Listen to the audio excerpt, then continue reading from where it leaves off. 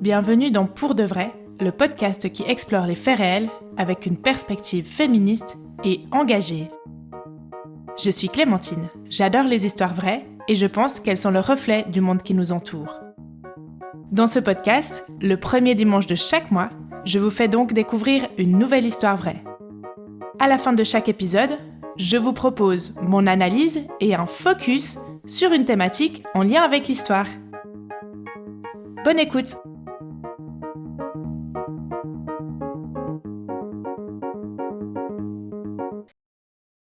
Et c'est parti pour un nouvel épisode de Pour de vrai. Aujourd'hui, je vous raconte l'histoire de Toufa Jallow, une jeune femme gambienne qui a fui son pays après avoir dénoncé le viol qu'elle a subi par l'ancien président de la Gambie. Je trouve que de manière générale, on n'entend pas ou peu de récits et d'histoires de personnes racisées, et encore moins quand elles sont non occidentales, et donc j'avais envie de relayer cette histoire et ce vécu. Évidemment, trigger warning, cet épisode va évoquer des faits de violence sexuelle. L'histoire que je vais vous raconter est récente et il me semble qu'on n'en a pas beaucoup entendu parler dans les médias francophones. En tout cas, moi j'en avais pas entendu parler avant de découvrir le livre que Toufa a écrit et qui m'a servi de base pour l'écriture de cet épisode. Dans l'analyse, je vous donnerai, comme toujours, mon avis sur l'histoire et je reviendrai sur le mouvement MeToo et plus spécifiquement le #MeToo africain.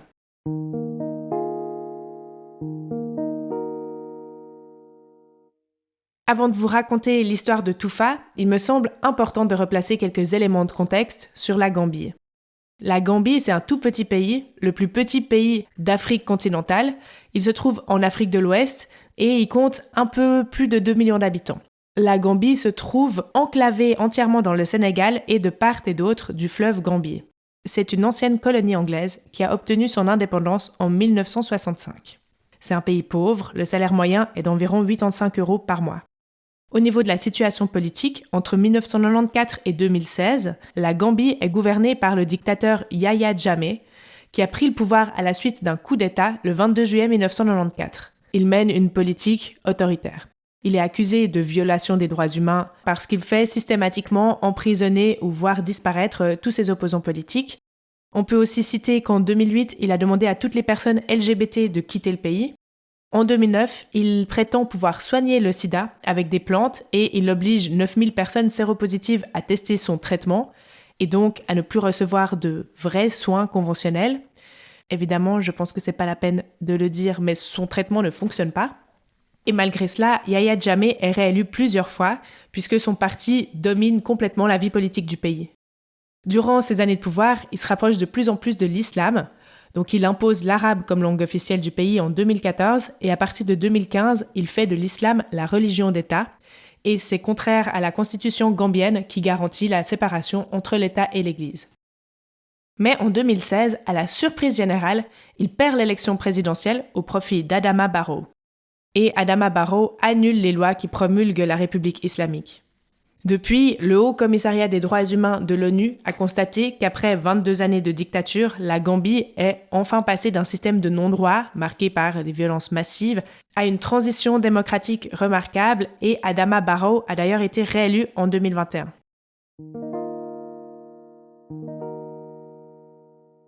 En 2014, Yahya Jammeh est encore président de la Gambie. Toufa a 18 ans, elle étudie au Gambia College. À cause de son mauvais niveau en maths, elle se dirige vers une formation d'institutrice. Comme les cours ne l'intéressent pas beaucoup, elle s'investit dans les clubs de théâtre et de presse de son école et elle se retrouve à présenter le point d'actualité devant tous les élèves de l'école. C'est comme ça qu'elle se fait remarquer par une fille de son école dont elle fait la connaissance et qui lui dit qu'elle devrait participer au concours du 22 juillet organisé par le président Yahya Jammeh. Ce concours, c'est une sorte de concours de beauté qui offre à la gagnante une bourse d'études pour étudier dans le pays de son choix ou un soutien financier pour lancer son entreprise.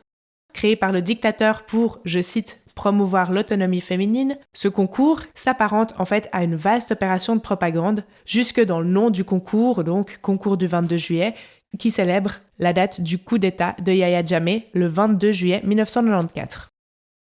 Participer à un concours de beauté pour remporter une bourse ne serait pas venu comme ça à l'esprit de Toufa, mais après réflexion, elle se dit « pourquoi pas ?» Après tout, c'est peut-être sa seule chance de partir étudier les arts dramatiques, son rêve, à l'étranger, et d'échapper au métier d'institutrice qui, il faut bien l'avouer, ne lui fait pas très envie. Elle participe donc à la première sélection, qui se déroule dans son collège, et arrive deuxième.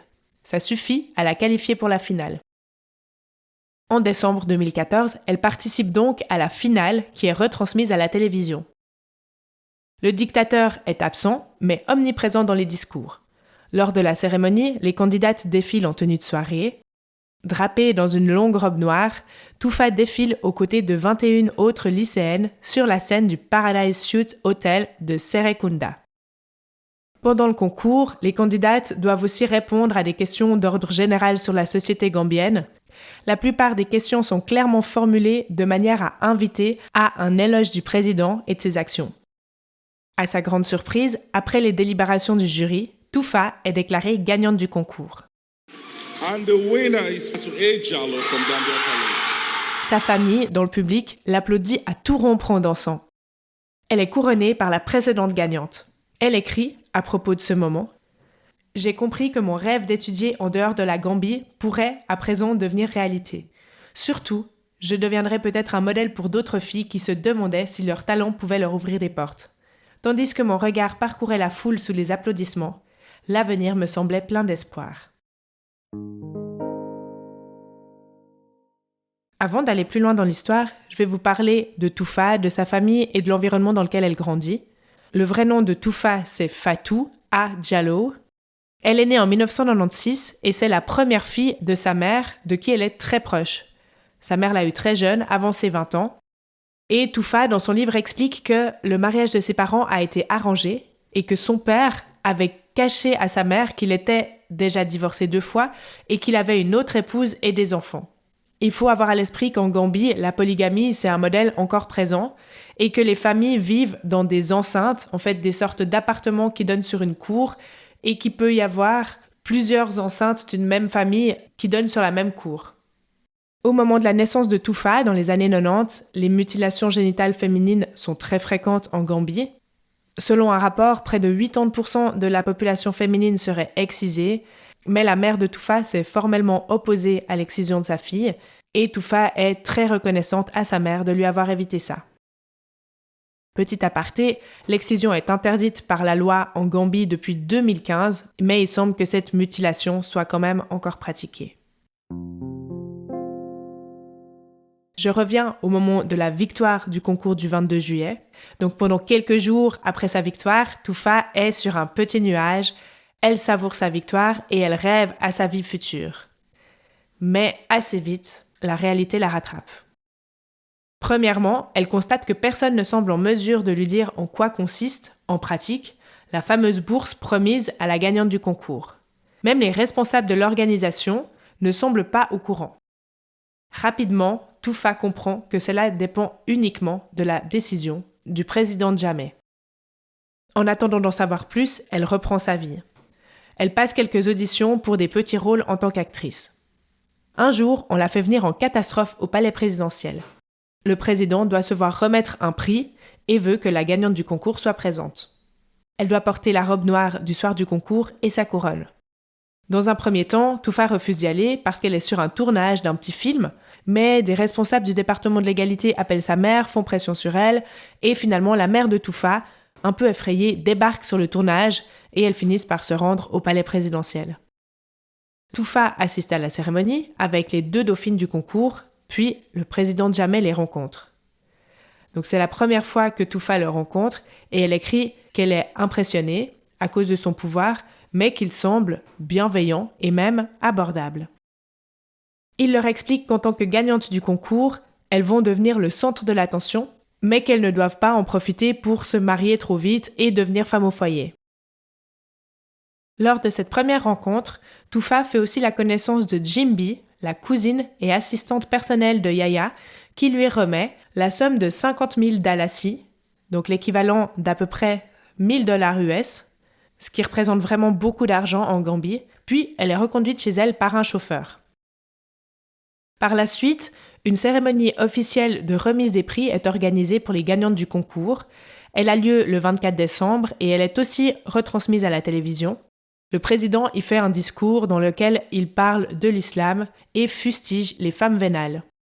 À cette occasion, les gagnantes reçoivent des iPhones et encore un peu d'argent, mais toujours aucune mention de la bourse promise. Début 2015, Toufa rencontre pour la première fois le président seul à seul. Le président a avec elle une attitude paternaliste, il lui paraît bienveillant et il lui fait des compliments sur son intelligence.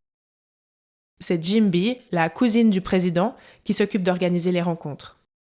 C'est aussi lors de cette première entrevue que le président Jammeh propose à Toufa de travailler au palais présidentiel, de devenir une des responsables du protocole ou protocol girl.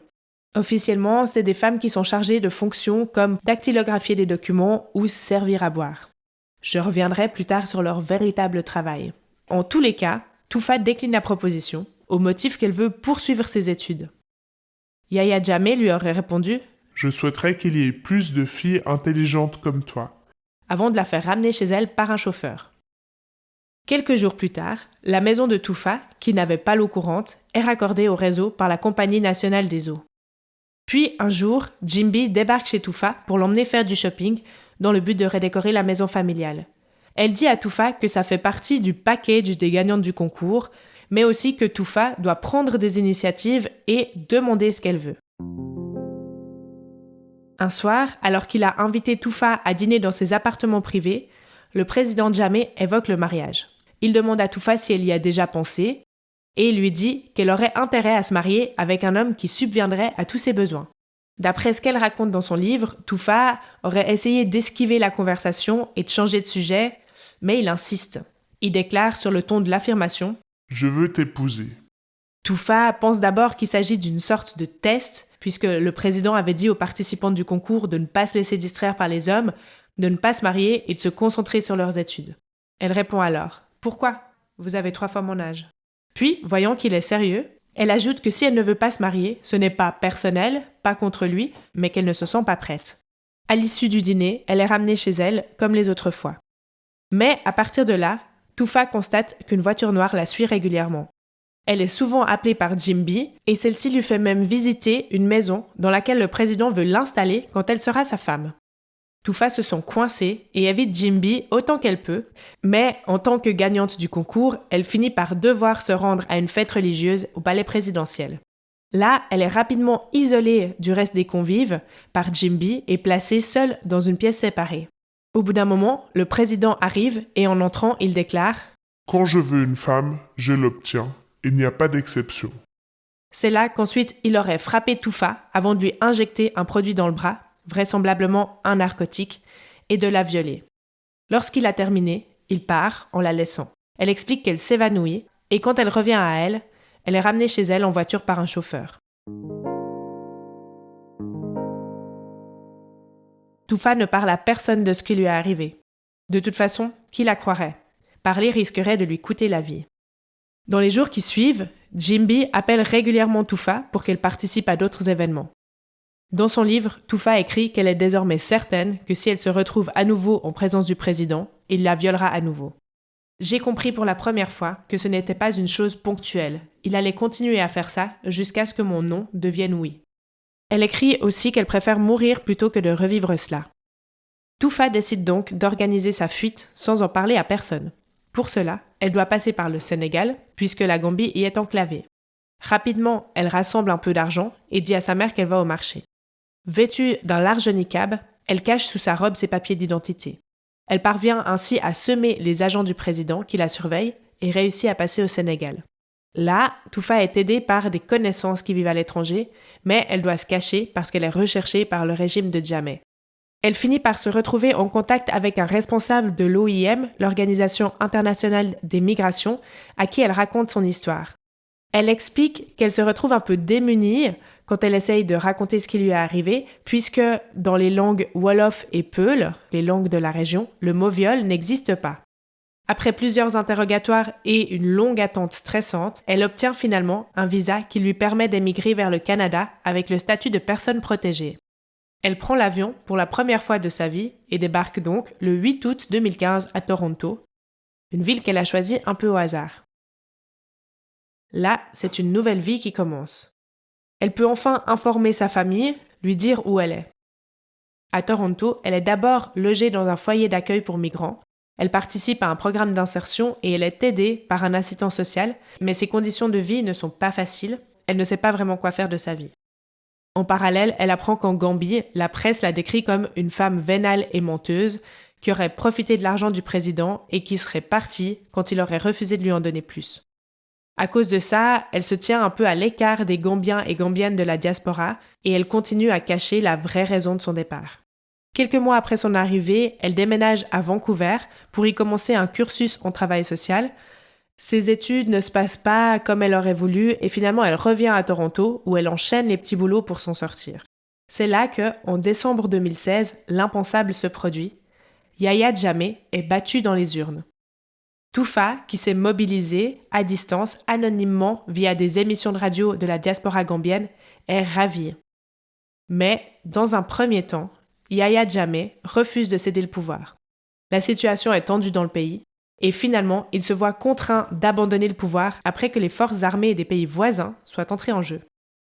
Il s'exile vers la Guinée équatoriale avec ses proches, notamment Jimbi, sa cousine et fidèle collaboratrice. Quelques mois plus tard, Toufa peut enfin rentrer chez elle pour la première fois pour revoir sa famille qu'elle n'a pas vue depuis 2 ans. Par contre, elle ne va pas réussir à leur parler de son viol, qui est la raison de son départ. Au Canada, je l'ai dit, Toufa survit et elle gère le trauma qu'elle a vécu comme elle peut. Elle dit « Jamais on ne m'a proposé un soutien psychologique. Pourtant, j'étais suicidaire. Ce n'est jamais une priorité pour les associations d'aide aux réfugiés. On règle les problèmes administratifs, pas psy. Et après, on se plaint que ces migrants ne veulent pas s'assimiler, s'investir dans la société. Mais la souffrance est un tel poids. » Avec son faible revenu, issu de ses petits jobs, elle parvient à s'offrir un suivi psychologique qui lui fait beaucoup de bien. Elle commence aussi à faire du sport, de la boxe. Dans une interview, elle déclare « Tout d'abord, je dois reconnaître le privilège que c'est d'avoir accès à la thérapie. J'ai pu faire une thérapie parce que je n'avais rien d'autre dans ma vie. Je n'avais pas de communauté avec laquelle sortir, donc je payais juste mon loyer et les courses. Donc l'argent que j'étais censée utiliser pour développer des compétences sociales, rencontrer des gens et voyager, je l'ai utilisé pour faire une thérapie. Ça m'a fait du bien. Trouver la bonne thérapeute m'a vraiment aidée, car elle pouvait voir les choses dont je ne savais même pas que j'avais besoin. L'une des choses qui m'a vraiment aidée, c'est la boxe. Je me rappelle du premier coup de poing. C'était comme une sorte de révélation. Je me suis sentie à ma place. Elle explique aussi qu'elle a considéré ces étapes d'abord comme une forme de guérison, mais aussi comme une forme d'entraînement émotionnel et physique pour se préparer à prendre la parole publiquement sur son viol. Une fois qu'elle s'est sentie suffisamment forte pour affronter ce qui allait découler de sa prise de parole, elle est passée à l'action. Elle décide donc d'entrer en contact avec l'ONG Human Rights Watch, et c'est avec Marion, une femme de l'ONG qui travaille spécifiquement sur les crimes sexuels commis par l'ancien président gambien, qu'elle envisage la dénonciation publique du viol dont elle a été victime. À l'été 2019, Toufa se sent prête et décide de parler publiquement et en son nom propre. Elle raconte aussi qu'elle a choisi de parler en son nom, de sortir de l'anonymat, car, je cite, « Après avoir été violée de façon invisible et m'être rétablie de façon invisible, je serai maintenant en lutte de façon invisible. Je refuse. » Elle fait aussi le choix de dénoncer nommément l'ancien président gambien, Yahya Jammeh, et explique en détail ce qui lui est arrivé lors de 2 conférences de presse organisées à Dakar au Sénégal, puis en Gambie. Le choix de faire ses premières déclarations et conférences de presse sur sol africain est aussi réfléchi et a aussi un sens pour Toufa, puisqu'au départ, Human Rights Watch suggérait qu'elle le fasse en Angleterre, mais en fait, c'est symbolique pour Toufa et elle veut que ce soit les femmes africaines et gambiennes qui l'entendent. Je vous fais écouter un petit extrait d'une de ses déclarations. Je trouve que c'est important aussi d'entendre sa voix. I was 18 years old when he raped me in 2015. I've spent the last 4 years wanting to erase, to hide that it didn't happen. Like, life is all good. It happened. He is no longer the president. My family is fine. Life goes on. That's pretty easy, right? I wish that is.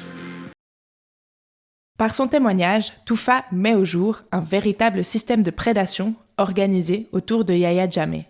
Elle déclare « Ce que Yahya Jammeh voulait, ce n'était pas des rapports sexuels ou du plaisir avec moi. Ce qu'il voulait, c'était me faire mal. Ce qu'il voulait, c'était me donner une leçon.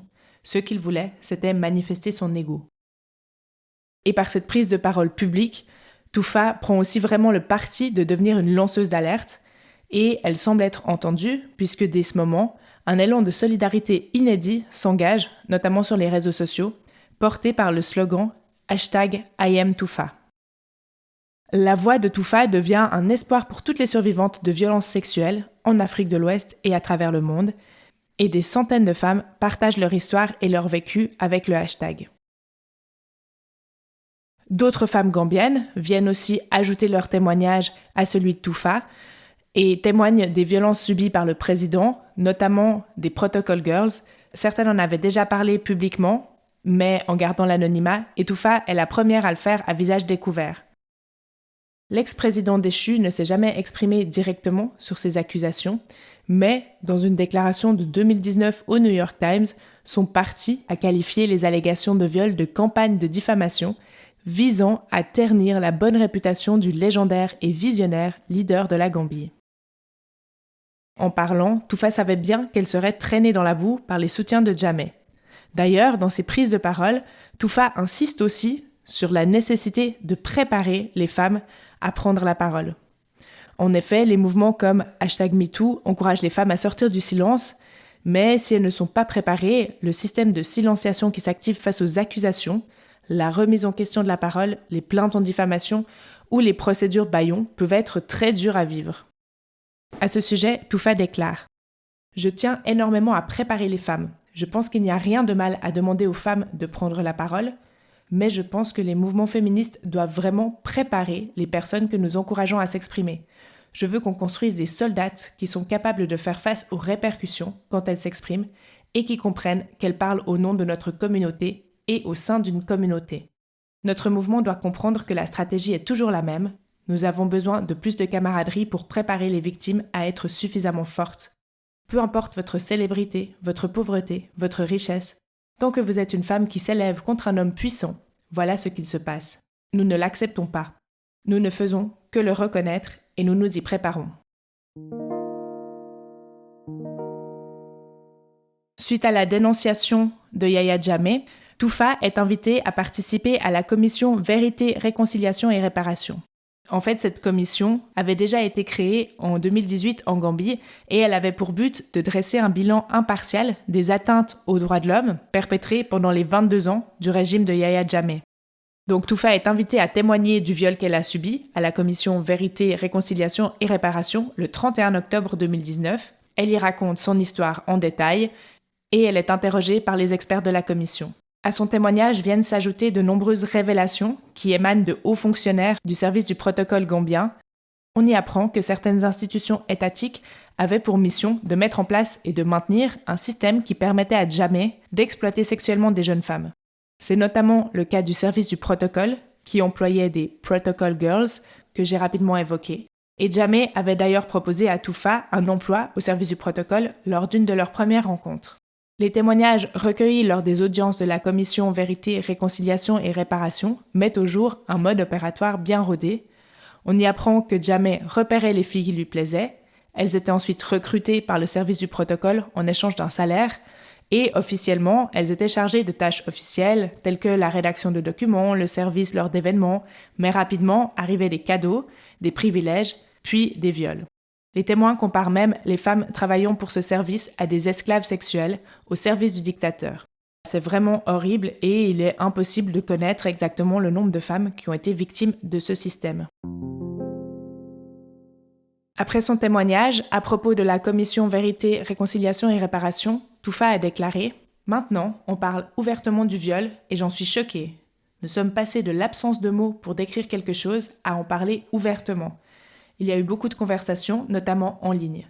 La commission Vérité, Réconciliation et Réparation a recommandé de condamner les auteurs de crimes sexuels, y compris Jammeh lui-même. C'est une énorme victoire. La question des violences sexuelles est centrale dans le processus de justice face à l'ancien gouvernement. » Selon le site d'Amnesty International, le gouvernement gambien a accepté la plupart des recommandations de la commission. dont le lancement de poursuites contre l'ancien président, Yahya Jammeh, mais en juin dernier, le ministre de la Justice a révélé que le gouvernement ne disposait pas d'un budget suffisant pour commencer à mettre en œuvre les recommandations de la commission. Donc pour le moment, il ne se passe pas grand-chose. L'ex-dictateur semble être libre. Pour revenir à Toufa, depuis sa dénonciation publique, elle a été invitée à prendre la parole devant la Cour pénale internationale à La Haye et dans divers médias internationaux. À partir de 2020, elle a aussi créé la Fondation Toufa. C'est une ONG qui œuvre pour les droits des femmes en Gambie. Elle apporte son soutien aux femmes victimes de violences sexistes et sexuelles. Elle les aide à dénoncer leurs agresseurs et crée des programmes d'information. Toufa vit actuellement entre le Canada et la Gambie. Elle a écrit un livre et elle continue de militer pour libérer la parole et susciter le débat autour des violences sexuelles en Gambie.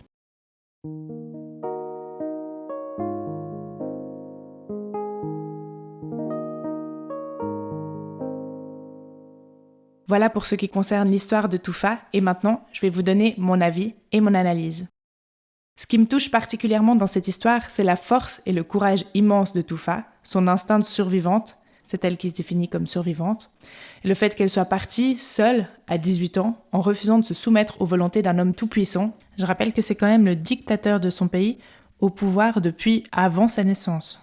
C'est quand même extrêmement courageux.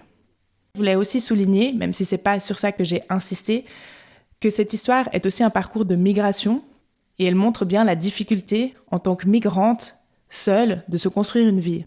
Pourtant, Toufa, elle arrive au Canada avec un permis de séjour en règle, elle parle anglais et elle est aidée par les services sociaux, mais dès lors que ses droits à l'aide sociale s'éteignent, comme elle l'explique dans son livre, elle se retrouve livrée à elle-même et elle doit enchaîner des petits boulots mal payés. Ça montre une réalité difficile et qui est évidemment encore pire quand les personnes exilées de leur pays n'ont pas de papier en règle ou ne parlent pas la langue. Et pour revenir au dictateur, j'ai même pas envie de dire son nom, et à son concours, je pense qu'on peut se mettre d'accord sur l'idée qu'un concours de beauté qui porte le nom, la date du coup d'état du dictateur et qui donne à la gagnante la chance de faire des études à l'étranger, c'est déjà assez bizarre. On peut se dire à première vue que c'est pas si éloigné des concours de beauté genre Miss France. Mais par contre, là où on commence à voir qu'il y a un problème, c'est quand on se rend compte que le prix, la récompense de la gagnante n'est pas du tout définie et qu'il n'y a pas vraiment de règlement ou de modalité pour la remise de ce prix promis. À titre personnel, au vu de la suite de l'histoire et du système mis en place pour avoir toujours des jeunes femmes à disposition, je pense que le dictateur avait en fait choisi Toufa avant même que n'ait lieu la finale du concours et la délibération du jury. En gros, mais ça c'est mon analyse, si son service du protocole lui sert à avoir toujours de nouvelles victimes autour de lui, son concours de beauté a probablement le même but, en plus de faire office de propagande télévisée. Je reviens ensuite sur un aspect que je trouve vraiment très intéressant dans le discours de Toufa, c'est le fait qu'il faut se préparer lorsqu'on dénonce des agressions sexuelles ou des viols comme elle le fait. Parce que, à mon sens, on a peut-être eu tendance, avec #MeToo, à véhiculer un discours selon lequel il suffit de briser le silence, de parler pour faire changer les choses, mais dans la pratique, on se rend bien compte que c'est pas le cas, que la parole des femmes vaut souvent moins que celle des hommes qu'elles accusent, surtout s'ils sont puissants. Donc, comme le dit Toufa, il faut être préparé au fait qu'on devra répéter son histoire de multiples fois, que le témoignage sera décortiqué et remis en question, que le passé de l'accusatrice sera disséqué, qu'elle devra prouver qu'elle est une bonne victime, alors que d'un autre côté, on ne demande pas vraiment ça à l'homme accusé. Les femmes qui osent dénoncer les agissements d'hommes célèbres s'exposent aussi évidemment au cyberharcèlement et risquent de se retrouver confrontées à ce qu'on appelle des procédures bâillons, c'est-à-dire des poursuites pour diffamation de la part de l'homme qu'elles accusent. Ces procédures servent avant tout à intimider les victimes et aussi à les épuiser financièrement, puisque celles-ci doivent engager des frais pour se défendre. J'aimerais ajouter aussi que je pense qu'il ne faut pas que dénoncer ces agresseurs ne devienne une injonction de plus aux femmes, il y en a déjà bien assez. Que certaines personnes ressentent le besoin de le fassent, c'est vraiment super, mais que celles et ceux qui n'ont pas la force ou l'envie de franchir le cap de porter plainte, c'est ok aussi. Surtout qu'on sait qu'une immense majorité des plaintes déposées pour viol et agressions sexuelles finissent par des non-lieux ou des condamnations avec des peines ridicules. Comme je l'ai dit dans l'intro, j'avais aussi envie de m'intéresser au hashtag MeToo africain, puisque le sous-titre du livre de Toufa est « La femme qui inspira le MeToo africain ». Mais rapidement, je me suis retrouvée confrontée au fait qu'il n'y avait pas énormément d'informations sur le MeToo africain, mais j'ai quand même trouvé quelques informations. Alors je vais essayer de ne pas généraliser parce qu'on dit l'Afrique, mais c'est composé de plein de pays et plein de cultures différentes. Mais en tout cas, il semble en fait que dans un premier temps, les vagues hashtag MeToo et en France, hashtag Balance ton porc n'ont pas eu le même impact que dans les pays occidentaux. Pourtant, évidemment, dans les pays africains, les violences sexuelles existent aussi. Il est important de garder à l'esprit que les nommer est complexe, voire parfois impossible pour les victimes. Comme l'a relevé Toufa, la Gambie, par exemple, ne tient aucune statistique de cette problématique, mais surtout, le mot « viol » n'existe pas dans la langue peul, la langue de Toufa, mais aussi dans d'autres langues parlées en Afrique. Comment peut-on parler d'une chose qu'on ne peut pas nommer ? Et ensuite, comment se rendre compte qu'on n'est pas seul si personne ne parle des violences sexuelles ? Donc ça explique sans doute que les femmes africaines aient mis plus de temps à s'exprimer et à prendre la parole. Autre axe d'analyse, pour Minou Christale, c'est une militante camerounaise, il existe un problème d'appropriation de la question féministe par les Africains et les Africaines. En fait, il y aurait une forme de méfiance vis-à-vis du féminisme qui serait considéré comme occidental, et elle déclare que beaucoup d'Africains et Africaines considèrent le féminisme comme une problématique d'ONG internationale et pas comme un moyen de lutte dans leur vie quotidienne. Peu à peu, la parole s'est quand même libérée et on trouve des mouvements qui s'inscrivent dans le prolongement de hashtag MeToo dans plusieurs pays. Par exemple, au Sénégal, c'est le hashtag Balance ton saï-saï, saï-saï signifie mauvais garçon en wolof, qui a pris de l'ampleur. Évidemment, on l'a vu, il y a le hashtag IamToufa, qui a eu un écho international dès 2019, suite à la prise de parole de Toufa Diallo. Et je pense que d'avoir une figure, une personne qui prenne la parole en son nom, qui se présente comme une survivante, ça a vraiment pu aider les femmes à s'identifier et à prendre conscience qu'elles ne sont pas seules. On peut aussi parler du hashtag Vraie femme africaine, qui a été lancé en 2020 par une journaliste ivoirienne, Bintou Mariam Traoré, et qui s'est rapidement propagé dans le monde francophone. Sous ce hashtag Vraie femme africaine, les jeunes femmes dénoncent avec ironie les clichés associés aux femmes africaines. Pour Megan Boho, présidente de la Ligue ivoirienne des droits des femmes, cette campagne a, je cite, « permis de montrer aux Africaines en quoi le féminisme était libérateur ». Donc on voit que finalement il y a plusieurs mouvements ici et là qui apparaissent et que MeToo, et ce qu'on pourrait appeler le MeToo africain, est composé d'une multitude de hashtags, ce qui finalement est pas si différent de ce qu'on a vécu en France avec MeToo gay, MeToo inceste, MeToo musique ou en Suisse avec le hashtag balance ta RTS, balance ton prof, etc. Pour conclure sur ce sujet, je pense qu'on peut dire que le mouvement MeToo, au niveau mondial, s'inscrit dans le prolongement d'une lutte commencée bien avant, la libération des femmes et de leur corps des oppressions sexistes, et que chaque communauté ou groupe social s'en empare quand elle est prête pour briser le silence. Et il nous reste maintenant, en tant que société, à trouver la bonne manière de traiter ces dénonciations entre respect des victimes et présomption d'innocence. Vous venez d'écouter Pour de vrai et je vous en remercie chaleureusement. Vous trouverez toutes les sources et références citées et utilisées pour préparer cet épisode dans la description. Si vous aimez ce podcast et que vous ne voulez pas rater les prochains épisodes, abonnez-vous sur votre plateforme d'écoute. Pour m'aider à faire connaître Pour de vrai, vous pouvez aussi lui donner 5 étoiles sur Spotify ou Apple Podcasts, ou même laisser un commentaire. Et pour ne rien rater en attendant la sortie du prochain épisode, c'est sur la page Instagram du podcast que ça se passe. À bientôt!